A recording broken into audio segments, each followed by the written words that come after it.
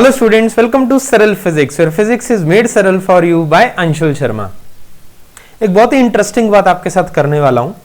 एक बीकर में मैंने पानी डाला, पानी डाल के ऊपर से मैंने आइस क्यूब्स डाल दिए, तो उस पानी का लेवल हल्का सा इंक्रीज हो जाएगा। ऑब्वियस सी बात है, कॉमन सेंस हमें यही कहती है कि एक पानी लो, बीकर में पानी डालो और आइस क्यूब्स को उसमें डालो, तो लेवल जो है वो पानी का वो राइज कर जाता है। बिल्कुल सही बात है। अब क्वेश्चन ये है, जब वो आइस पूरी तरीके से पिघल जाएगी, व्हेन आइस मेल्ट्स, तब क्या वो लेवल ऑफ वाटर जो राइज हो रखा है वो और राइज हो जाएगा या सेम रहेगा? ये क्वेश्चन है कि बीकर में पानी डाला, पानी में बर्फ डाली, बर्फ की वजह से थोड़ा सा लेवल राइज हो गया। जब बर्फ पूरी तरह पिघल जाएगी तो क्या लेवल और राइज होगा या सेम रहेगा? आंसर इज सेम रहेगा। अच्छा, जनरली इस कॉन्सेप्ट को बच्चे याद कर लेते हैं क्योंकि बहुत फेमस क्वेश्चन है ओलंपियाड्स के लिए, जेई एग्जाम के लिए, नीट के लिए। बट मैं आपको I will try to make you feel this concept through the concept of buoyancy and mathematically also. ठीक है? अच्छा, क्या सिर्फ ये चीज एनालिसिस हम सिर्फ वाटर के लिए कर सकते हैं? नहीं, कोई और लिक्विड ले लेते हैं।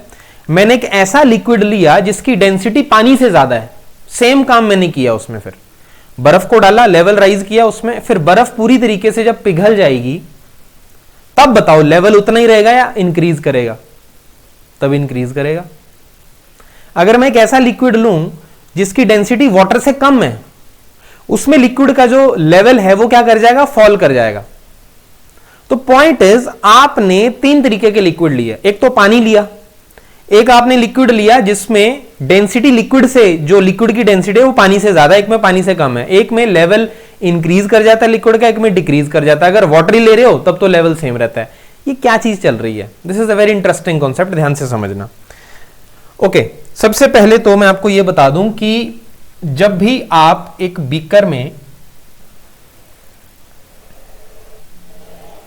कोई भी लिक्विड ले रहे हो, अभी मैं बात नहीं कर रहा हूं वाटर लिया या ऐसा लिक्विड लिया जिसकी डेंसिटी वाटर से कम है, ज्यादा, मैं सिंपल बात कर रहा हूं। आपने क्या लिया? एक लिक्विड फिलअप किया इस बीकर में। अब आपने क्या किया? इसमें आइस के क्यूब्स जब डाल दिए तो आइस के क्यूब्स जो हैं वो इनिशियली क्या करेंगे? फ्लोट करेंगे, क्योंकि density of ice is in any case is जो है वो लेस रहती है then the density of the liquid. Clear है? अब इसको अंदर डालने की वजह से हल्का सा लेवल राइज किया, बिल्कुल लेवल राइज किया। अब हुआ क्या एक्चुअली कि जब ये पूरी की पूरी आइस मेल्ट कर जाएगी, क्वेश्चन ये है कि ये जो येलो डॉट्स मैंने बनाए हैं, नया लेवल है, ये राइज करेगा या ये क्या कर जाएगा? फॉल कर जाएगा या सेम रहेगा? अब मुझे एक बात बताओ, इन तीनों केसेस में क्या चीज हो रही है? आइस जो है वो क्या कर रही है? फ्लोट कर रही है। बेसिक सा फंडा, आइस क्या कर रही है? फ्लोट कर रही है। फ्लोट करने की एक ही कंडीशन होती है कि जो वेट ऑफ आइस है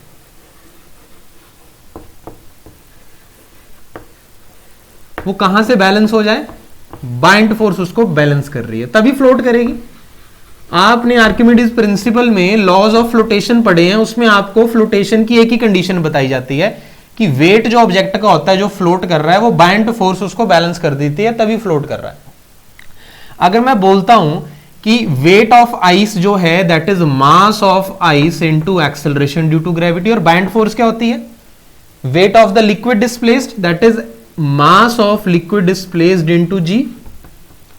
तो mass of density, mass of ice को मैं क्या लिख सकता हूं? Density of ice into volume of ice is equal to G, रखते हैं साथ में, density of liquid into volume of liquid displaced into जी।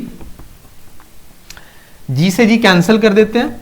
और मेरे पास जो एक्सप्रेशन निकल के आया लास्ट में वो ये है, rho I into V I is equal to rho L into V L. I hope आपको यहां तक समझ में आ गया। यहां तक मैंने जनरल एक आइस का एनालिसिस किया है जो एक गिवन लिक्विड में फ्लोट कर रही है। क्यों कर रही है? क्योंकि वेट जो आइस का है वो बाइंड फोर्स से बैलेंस हो रहा है।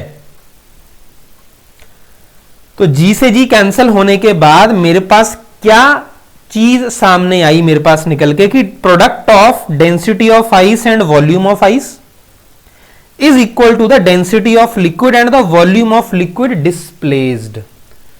इस आइस ने इस लिक्विड के अंदर आके कितना वॉल्यूम लिक्विड का साइड में कर दिया, ये वो वाला वॉल्यूम ऑफ लिक्विड है। अब केसेस लेना स्टार्ट करते हैं। केस 1,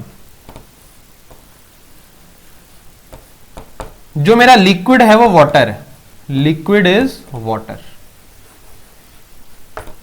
कि मैंने ये जो आइस डाली किस में डाली, वाटर में डाली। चलो जी, ये तो हमेशा रहेगा, ये चीज हमेशा ट्रू रहेगी। मैं आपको मैथमेटिकली थोड़ी चीज यहां पे फील करवाने वाला हूं, ये चीज हमेशा ट्रू रहेगी। अब मेरे को एक बात बताओ, जब आइस पिघल जाती है, आइस मेल्ट होने के बाद क्या बनती है, आइस मेल्ट होने के बाद बनती है वाटर। मतलब जो मेरा ये वाला एक्सप्रेशन है, अगर मैं उसको यहां पे लिखना चाहूं, मैं कैसे लिखूंगा, that will be rho I V I is equal to rho W into V W, ये लिखूंगा मैं। अब मुझे एक बात बताओ, जब मेरी आइस पूरे तरीके से मेल्ट कर गई ये वाली, तो ये क्या बन जाएगी, वाटर बन जाएगी। मतलब डेंसिटी ऑफ आइस किस में कन्वर्ट हो गई, डेंसिटी ऑफ वाटर में। तो यहां पर जो वॉल्यूम ऑफ आइस था उसके कंपैरिजन में यहां पे क्या बच रहा है, वॉल्यूम ऑफ वाटर। तो क्या मैं ये कह सकता हूं, सिंपल सी बात समझो, कि जब मेरी आइस पानी में ट्रांसफॉर्म हो गई पिघलने के बाद, तो वो पानी की तरह बिहेव कर रही है, इसलिए उसकी डेंसिटी पानी वाली हो जाएगी, डेंसिटी ऑफ वाटर। तो ये जो वॉल्यूम ऑफ आइस है ये पूरे तरीके से इस वॉल्यूम ऑफ वाटर डिस्प्लेस्ड में फिट हो जाएगा। पॉइंट आ रहा समझ में? मैं ये कह रहा हूं कि जब इस आइस ने, आपने इसको पानी के अंदर डाला, इस आइस को आपने पानी के अंदर डाला, तो इसने एक जगह बनाई अपने लिए आइस ने, तो पिघलने के बाद आइस पूरी तरीके से उसी जगह में फिट हो जाती है, तो लेवल राइज नहीं करेगा। Are you getting my point? कि जब ये rho of ice rho of water बन गया, तो मान लो रो रो कैंसिल हो गया, तो यहां से वी आई वी डब्ल्यू के इक्वल आ गया। इसका मतलब जो वॉल्यूम ऑफ आइस था पूरे का पूरा, वो उसी वॉल्यूम में फिट हो गया जो आइस ने डिस्प्लेस किया हुआ था वाटर का, अंदर आके पूरी तरीके से उसमें फिट हो गया। आई होप आपको थोड़ा इसकी फील आनी स्टार्ट हो गई है, आपको समझ में आना स्टार्ट हो गया। सिंपल आपको लेमन लैंग्वेज में समझाता हूं। बीकर लिया, पानी डाला, बर्फ का टुकड़ा डाला। बर्फ का टुकड़ा जब आपने पानी में डाला तो उसने जगह बनाई, जगह इन द सेंस उसने पानी को साइड में डिस्प्लेस किया, तो उसने पानी के अंदर अपनी जगह बना ली है।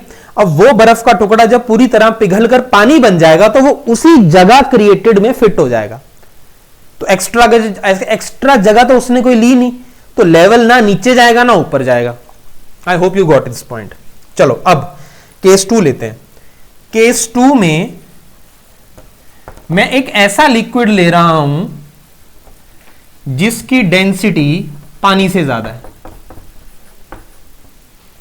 Then density of water. Clear है? अगेन ये चीज वहां भी ट्रू रहेगी। क्या चीज? Rho I V I is equal to rho L V L. ये तो देखो हर जगह ट्रू है, क्योंकि आइस तो फ्लोट ही कर रही है। क्वेश्चन हम ये पूछ रहे हैं कि आइस के पिघलने के बाद जो रेज्ड लेवल है वो और रेज होगा, लोअर होगा या सेम रहेगा। वाटर के केस में हमने देख लिया लेवल रिमेन्स सेम। क्लियर है? अब लिक्विड की जो डेंसिटी है, जो अब मैं ले रहा हूं सेकंड केस में, जो लिक्विड ले रहा हूं उसकी डेंसिटी वाटर की डेंसिटी से ज्यादा है। ये चीज अभी भी ट्रू है। चलो जी, बर्फ ने पिघल के, इसने तो पानी बनना है, इसमें तो कोई डाउट नहीं है हमें। आ गई बात समझ में? अब जब ये वाली आइस पिघल कर वाटर बन जाएगी, तो ये वाला जो वॉल्यूम ऑफ आइस है, क्या इसी वॉल्यूम ऑफ लिक्विड में फिट हो पाएगा जैसे वो पहले वॉल्यूम ऑफ वाटर में फिट हो गया था, जो साइड में किया हुआ था? ये देखने वाली बात है। अब मुझे ये पता है कि जो डेंसिटी ऑफ लिक्विड है, ये जो डेंसिटी ऑफ लिक्विड है that is greater then the density of water. अब मुझे एक बात बताओ, जब ये density of ice density of water में तब्दील हो गई, जब ये आइस वाटर में तब्दील हो चुकी है, तो यहां पे जो प्रोडक्ट बना वो किसका बना? रो डब्ल्यू इंटू वी आई का। और यहां पे प्रोडक्ट क्या बना आपका? रो एल इंटू वी एल का। तो सिंपल सा फंडा, प्रोडक्ट लेफ्ट साइड में बन गया रो डब्ल्यू इंटू वी आई का, और राइट साइड में बन गया आपका प्रोडक्ट रो एल इंटू वी एल का। अब इसमें जो आपका रो एल है वो रो डब्ल्यू से ज्यादा है, जो रो एल है वो रो डब्ल्यू से ज्यादा है, मतलब ये चीज इससे ज्यादा है, इसका मतलब इस चीज को इससे कम होना पड़ेगा, तभी तो प्रोडक्ट दोनों का सेम होगा। तो since rho L is greater than rho W, it implies V L is less than V W. इसका मतलब जो इस आइस ने इस लिक्विड में जगह बनाई हुई थी वी एल, वो कम है, वो कम है उस पूरे वॉल्यूम ऑफ वाटर से, या हम लिख सकते हैं यहां पे आइस से, जो कि वाटर में ट्रांसफॉर्म होकर उसमें फिट होना चाहती है। अब फिर से सुनो लेमैन लैंग्वेज में, बीकर लिया, पानी डाला, सॉरी पानी नहीं लिक्विड डाला, वो लिक्विड कैसा लिक्विड है, उसकी डेंसिटी पानी से ज्यादा है, उसमें बर्फ डाल दी, लेवल थोड़ा सा रेज हो गया। अब बर्फ पूरी तरह जब पिघल जाएगी तो पिघल के जितना अमाउंट उसका बना, क्या वो उसी जगह में फिट हो पाएगा जैसे वो वाटर के केस में हो गया था? नहीं हो पाएगा भाई, क्योंकि वॉल्यूम ऑफ लिक्विड जो अवेलेबल है मेरे पास, डिस्प्लेस्ड लिक्विड, वो कम है और वॉल्यूम ऑफ आइस ज्यादा है, जो कि अभी अभी वाटर में ट्रांसफॉर्म हो जाएगा और वो उस वॉल्यूम ऑफ लिक्विड वाली जगह में फिट नहीं हो पाएगा। इसका मतलब लेवल रेज हो जाएगा, लेवल राइजेस। आई बिलीव आप अब लिक्विड जिसमें डेंसिटी हम वाटर से कम लेंगे उसका एनालिसिस खुद कर सकते हो। वीडियो को पॉज करो और करो उसको एनालिसिस को, मैं यहां पे उसके बाद उसको कंटिन्यू करता हूं, ठीक है? चलो जी,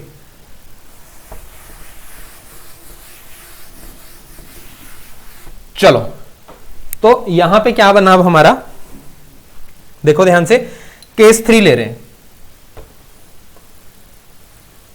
केस 3। केस 3 में क्या है, लिक्विड की जो डेंसिटी है वो वाटर की डेंसिटी से क्या है, कम है।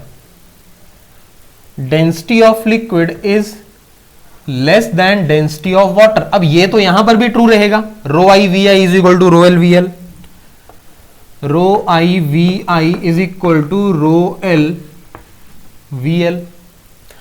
अब ये जो आइस है अगेन इसने किस में तब्दील होना है, वाटर में। आई बात समझ में?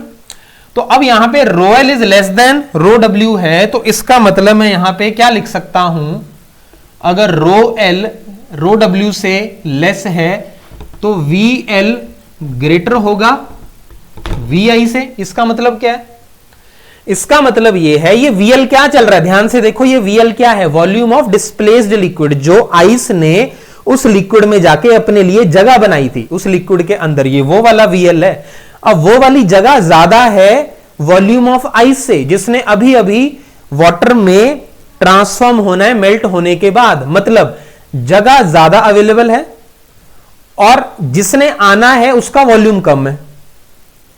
बात आ रही है समझ में? बात आ रही है समझ में?